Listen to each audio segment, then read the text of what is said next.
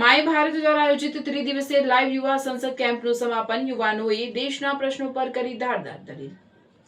દેશના ભવિષ્ય સમાન યુવાનોમાં લોકશાહીના મૂલ્યો અને નેતૃત્વના ગુણો ખીલે તેવા હેતુથી ભરૂચના 5 સ્થિત રાજપૂત છાત્રાલય ખાતે માય ભારત ટીમ દ્વારા બૂટ કેમ્પ હેઠળ લાઈવ યુવા સંસદનું આયોજન કરવામાં આવ્યું હતું। આ યુવા સંસદના અંતિમ દિવસે 35 જેટલા યુવા સાંસદોએ અસલી સંસદની જેમ દેશના મુખ્ય પ્રશ્નો, પડકારો અને 2047ના વિકસિત ભારતના રોડ મેપ પર ધારદાર પ્રશ્નોત્તરી તથા ચર્ચાઓ કરી હતી। યુવાનોએ પોતાની વાકછટા અને સંસદીય મર્યાદા સાથે જીવન ચર્ચા કરી લોકશાહીની ગરિમા ઉજાગર કરી હતી। કાર્યક્રમના અંતિમ દિવસે ભરૂચ જિલ્લા મહામંત્રી પરેશ પટેલ, કિસાન મોરચાના ઉપપ્રમુખ ઋષભ ઠક્કર અને પિયુષ પટેલે ખાસ હાજરી આપી હતી।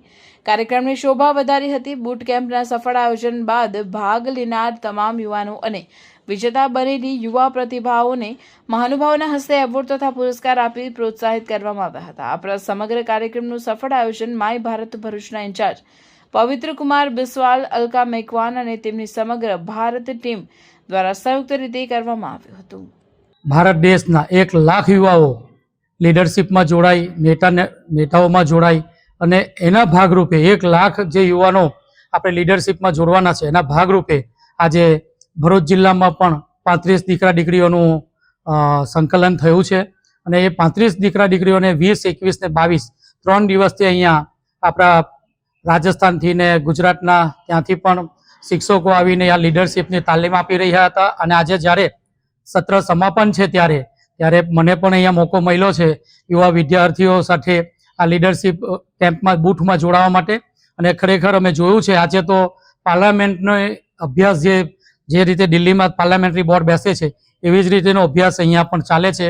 ખરેખર આ દીકરા દીકરીઓને અભિનંદન છે જે 35 દીકરાઓ તરીકે જે આપણે ભરૂચમાંથી લીડરશિપ કરવાના છે એમનું સિલેક્શન થયું છે અને ખૂબ સારી રીતે એમને પણ અભ્યાસ વર્ગમાં જોડાયા છે અને આ 3 દિવસનો અભ્યાસ આજે અહીંયા પૂરો થાય છે। 3 દિવસમાં આ લોકોને બહુ સારી ટ્રેનિંગ આપી, લીડરશિપમાં આગળ કેવી રીતે વધવું, પોતાનું વ્યક્તિત્વ વિકાસ કેવી રીતે કરવો, કૌશલ્ય વિકાસ કેવી રીતે કરવું, ડિજિટલ લિટરસી શું છે, AI, IQ, EQ વગેરે વિષયો પર બહુ વિસ્તૃત જાણકારી મેળવી છે।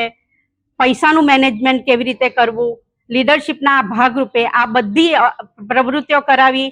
આજે છેલ્લો દિવસ છે અને આજે જે પાર્લામેન્ટ સંસદમાં જે પાર્લામેન્ટ થાય છે એવી જ રીતે અહીંયા પણ આજે યુથ પાર્લામેન્ટનું આયોજન કરેલું છે અને બંને પક્ષો બહુ સારી રીતે આમાં ભાગ લઈ રહ્યા છે। મને આશા છે કે આ યુવાનો પોતાના ક્ષેત્રમાં જઈને પોતાની કોલેજમાં, સ્કૂલોમાં, ગામમાં, તાલુકાઓમાં દરેક લેવલે આ પ્રધાનમંત્રીનું આ સ્વપ્ન સારી રીતે સાકાર કરશે અને આપણા દેશને ગૌરવ અપાવશે।